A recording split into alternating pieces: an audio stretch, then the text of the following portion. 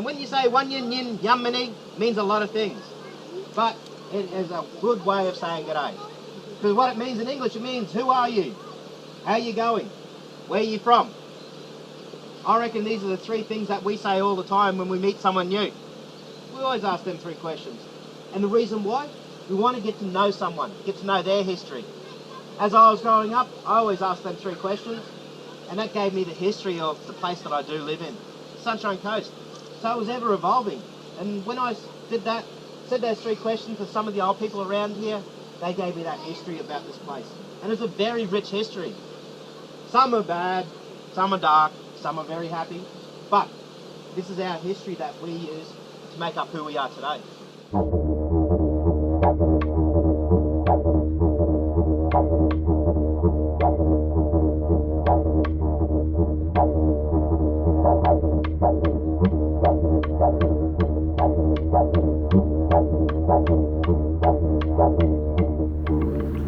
Gunyah Yin Yamini, William Brent Miller. Oh, the Maroochy River has basically been a part of our family for a very long time. Where we are now, Mulla Park, this is their main meeting place on the weekends when all family members would come together and we'd have big barbecues here. Grandmother grew up here, father grew up here, and her mother grew up here. Yeah, we've always been connected to this place here. It's like second home to me. Got a lot of connection here, like love coming down here for children and that, just to, you know, get them out and teach them a lot of stuff about the water, how to respect the country and stuff like that.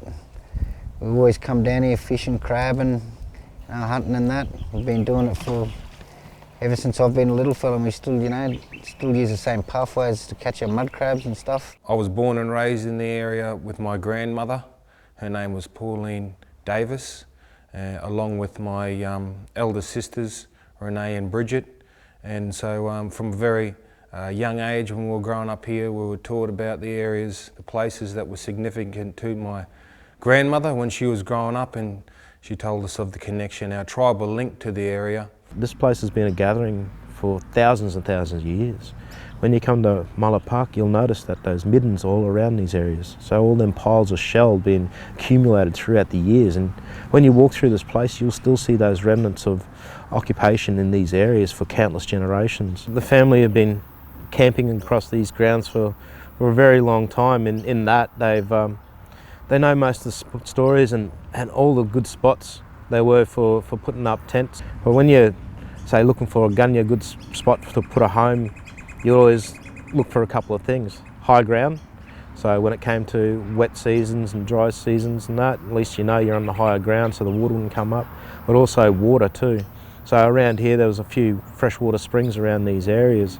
With camps and campsite location, there were multiple factors which determined really the size of dwellings and the permanence of dwellings, and these related to social and ceremonial factors, certainly to the seasons, and also to the local economy and what resources were available and for how long those resources were available. What we do know about the building traditions of Aboriginal people in southeast Queensland is a little bit limited by what are fairly fragmented accounts of these traditions, these sort of early or pre-colonial building traditions that we capture in little reports from early explorers, some of the settlers, and occasionally drawings, and then towards the end of the 19th century we're getting some photographs of some of these dwellings. But because of processes of colonisation and settlement and the displacement of Aboriginal people, a lot of that early knowledge relating to place and the specific information is really hard to reconstruct. But we do know a reasonable amount from some of the early reports which suggest that there were common types of dwellings around southeast Queensland which would have stretched up through the Sunshine Coast. I guess in the old days when it came to building gunyahs, it was a lot with just all the elements that are around here. So you'd use stuff like the cotton tree to make your ropes, but we have many other trees to make them too. Our melaleucas around these areas too. Not only were they good for bedding, but you could actually strip off the bark and actually make the slats for your roof. And in these wet areas too, there would have been a lot of trees to look for too, so like swamp boxes and all your mahoganies as well. Very good timber if you're making permanent structures throughout these areas as well. What's perhaps more important is the actual campsite location and how those were very carefully selected, perhaps habitually used in many cases, again over various seasons. And the gunyahs were sometimes, you know, they would be in an A-frame, like a normal tent, old school tent, but also, you know, you might have them like the sheds as a lean-to one side. So again, it came up to the hut builder with his design around these areas. There was even tents that are around here, gunyahs that were made out of dome, so like an igloo shape, and you'd use vines from around these areas too, like mural, to create the structure for those gunyahs as well. The thatching was careful, and it was fully waterproof, as all the early explorers described. You know, we, the Chile family, have been around here for countless generations, and with that, you know, we always got told, you know, we are these plants, we are these animals, we are this country, it is our family. And when we were young, we were the students. Now we're older, we are now the teachers, and we must always educate people on this beautiful place that we live in, that it's not just words that are spoken around here, and there is connection and meaning. Why every plant has a purpose, why every animal has a purpose as well. Why are they connected? Because they share the same name in our dreamings. And this is why we like to do, we want to educate and tell people that they're just more than words, and we want everyone to understand that these beautiful places have those meanings.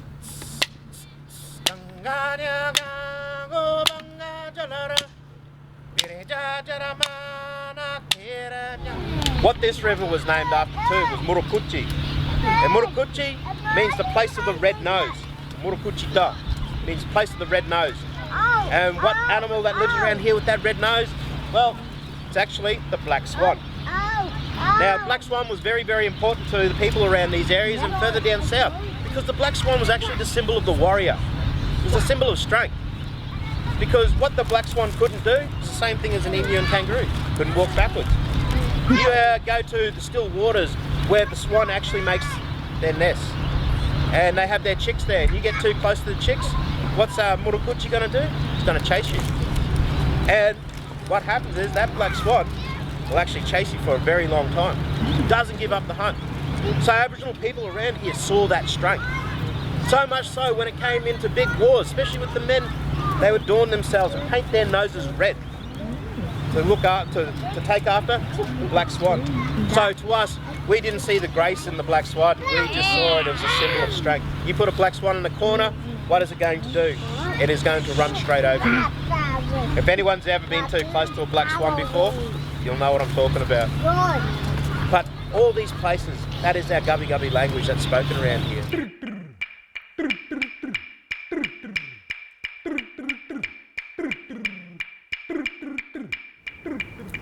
It seems that this was probably a traditional camp again. There's still cotton tree growth, which I think is regrowth from what was here earlier, and also just from what I've seen of early maps, this is just a really typical place. You've got fresh water here. You've got a whole lot of resources here in terms of there were rock oysters across on the island. You had mangrove, which was fruit. It was crabs. It was flying fox. A lot of things lived there. I know from some of the accounts that Petrie describes, women used to have little small version of canoes, and they would scuttle between little islands, and he probably was referring to this area because he went here. There are a number of these islands here just at the mouth of the Maroochy River, which was probably used by the women to gather shellfish, and also we know that because of some of the archaeological remains.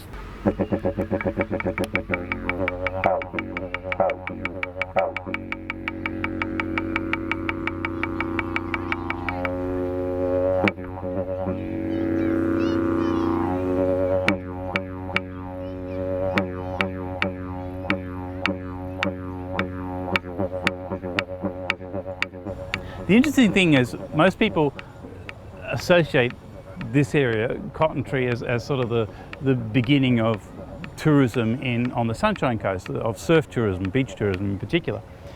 And the story goes, well, the Salvation Army, started it, and that's true to a degree, because this caravan park that you see behind me, which is roughly the area of where the Aboriginal camp was too, was where the Salvation Army had their Christmas camps in the 1890s, and they actually ran a lot of the activities here, and then out of that slowly other people came in and it was subdivided and thus began this area. But the reason they were here was because there was a lot of people already staying here. There were a lot of islanders, there were a lot of settlers. In fact, they said that Nambour used to be empty every Christmas because everyone was down here on the beach. We had that South Sea Island connection as well within our family too. And this river played an important part of that as well, because this is where some of my family and all the other family members too, and they all lived up on this river. And when you go up the river, you'll actually see some of the remnants of all the old spots around these areas. Yeah, we're about probably a kilometre up from the Bly Bridge at Bly. You can only get in here by boat. Years ago you walk down the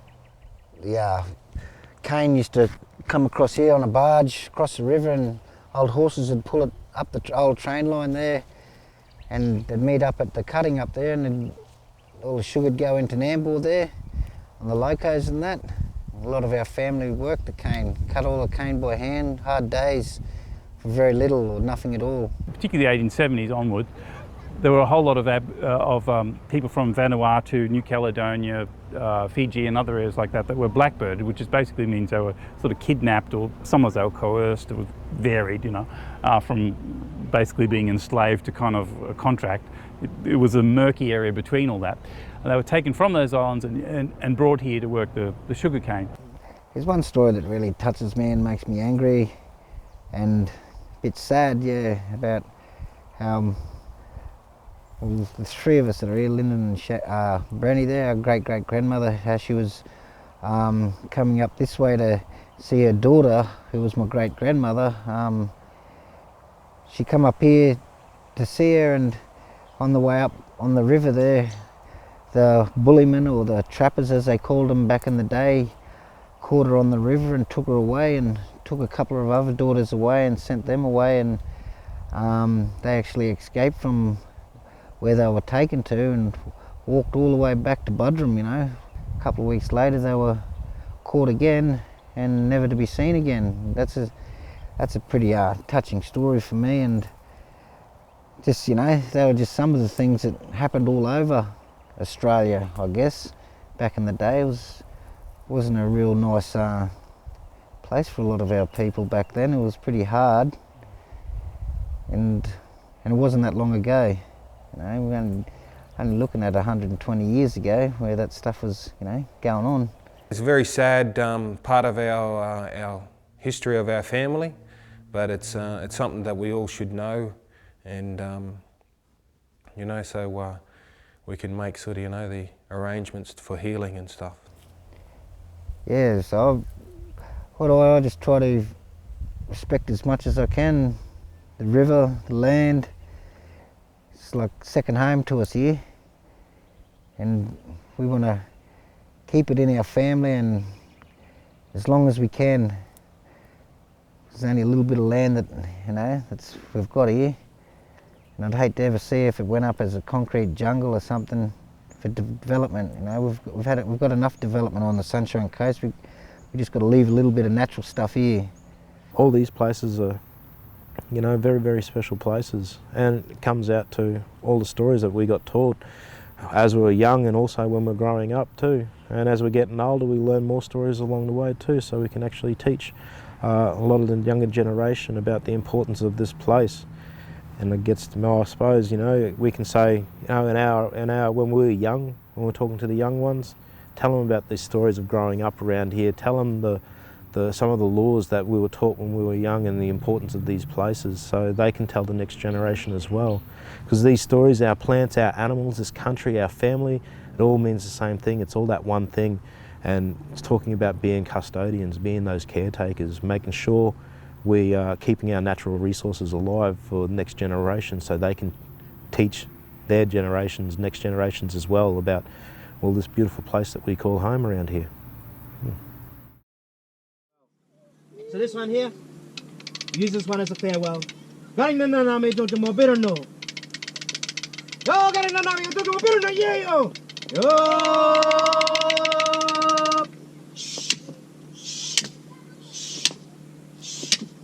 Do gare ne na na me ha jo jamo berono, gare ne na na me, gare ne na na me ha jo jamo berono, gare ne na na me jo jamo berono, gare ne na na me ha jo jamo berono, daya mang